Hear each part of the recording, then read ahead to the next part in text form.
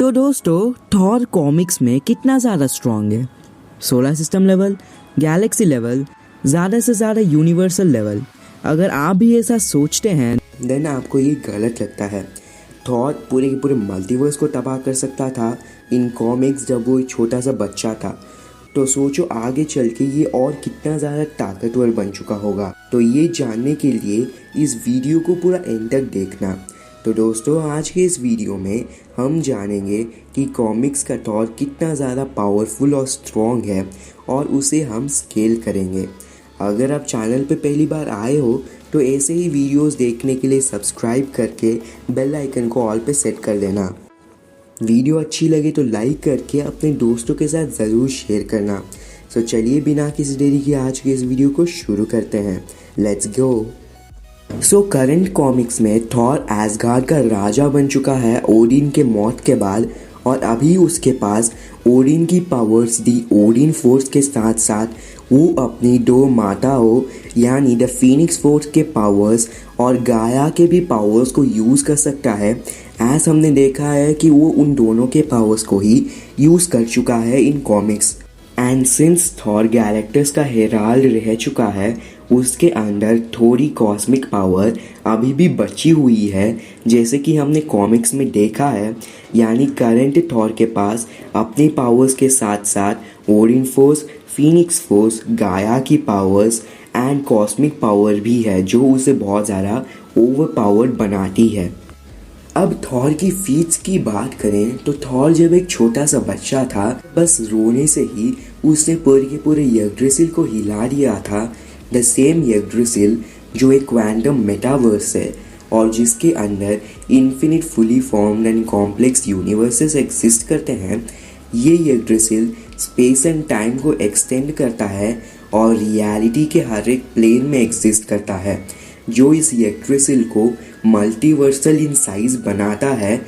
And Thor ने एक छोटे बच्चे के रूप में इस पूरे यग्ड्रासिल को हिला दिया था।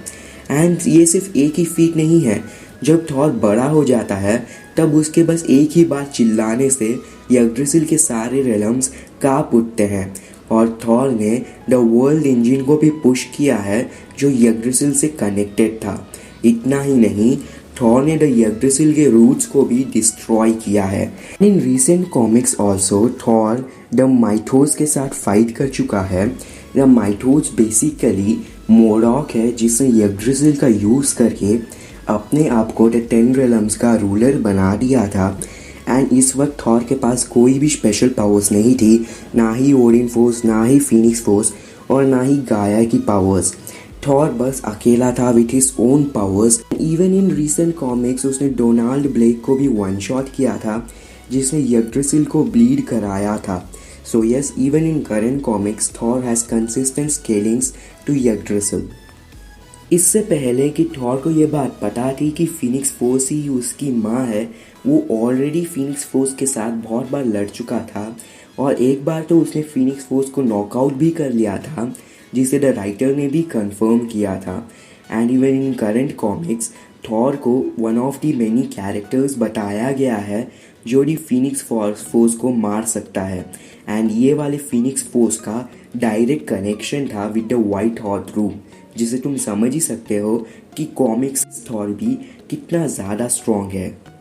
थॉर ने केओस किंग को अपने लाइटनिंग से डैमेज किया था और इन द सेम कॉमिक उसने द केओस वॉर हरक्यूलिस को भी अपने लाइटनिंग से स्टन कर दिया था। Chaos war Hercules chaos king के साथ स्केल करता है, द सेम केओस किंग जो मल्टीवर्स के 98.76% को डिस्ट्रॉय कर चुका था। और थॉर ने कॉमिक्स में कई स्काई फादर लेवल बीइंग्स के साथ भी लड़ाई किया है। लाइक उसने ज़ीउस के साथ लगातार 9 महीने तक लड़ाई किया है एंड उसने मैंगॉग को भी हराया है, जिससे खुद ओडिन डरते हैं, जो बताता है कि थॉर इन बेस ओडिन को स्केल करता है। इनफैक्ट इसको छोड़ के भी और कई सारे एविडेंसेस है। लाइक थॉर ने ओडिन फोर्स के लिविंग इनकारनेशन के साथ फाइट किया था, ब्लड लस्टेड या फिर आत्मखोर ओडिन का सामना किया था, और उसने जेलिया को भी अपने गॉड ब्लैस्ट से हराया था, जो ओडिन से 2 गुना ज़्यादा ताकतवर थी। यानी Thor Skyfire level beings and Orin के साथ फाइट कर स्काईफायर्स मल्टीवर्स लेवल के हैं as they can destroy the multiverse and create a new multiverse. Comics में थॉर सेलेस्टियल को टक्कर दे चुका है, लाइक उसने एक्साइटर द एक्सिक्यूटर के स्कल को क्रैक किया था एंड इन लेटर कॉमिक्स उसे मार भी दिया था। उसने आरिशम के साथ भी फाइट किया था एंड उसने एक नेमलेस सेलेस्टियल को भी मारा था। ये सेम सेलेस्टियल्स MCU में हमें एंटायर गैलेक्सीज को क्रिएट करते हुए दिख चुके हैं एंड इन कॉमिक्स ये सेलेस्टियल्स कॉस्मिक क्यूब से ज़्यादा पावरफुल है, द सेम कॉस्मिक क्यूब जो पूरे मल्टीवर्स को तबाह कर सकते हैं और उसके इन्फिनिट डायमेंशंस को भी तबाह कर सकते हैं। थॉर की स्ट्रेंथ की बात करूं तो थॉर हल्क का राइवल है इन स्ट्रेंथ। वो उसके ग्रोइंग स्ट्रेंथ को 1 आवर तक मैच कर सकता है एंड थॉर ने एट द सेम टाइम एक magically aimed Hulk and the thing को फेस ऑफ किया था एंड उन दोनों को ही हराया था इन comics and even in recent comics. जब हल्क अपना strongest version the Titan Hulk बन गया था, जो उसके किसी भी वर्जन से ज़्यादा स्ट्रॉन्ग था, तब थॉर ने टाइटन हल्क के साथ फाइट किया था एंड इनकी फाइट को आज तक का ग्रेटेस्ट बैटल बताया गया था।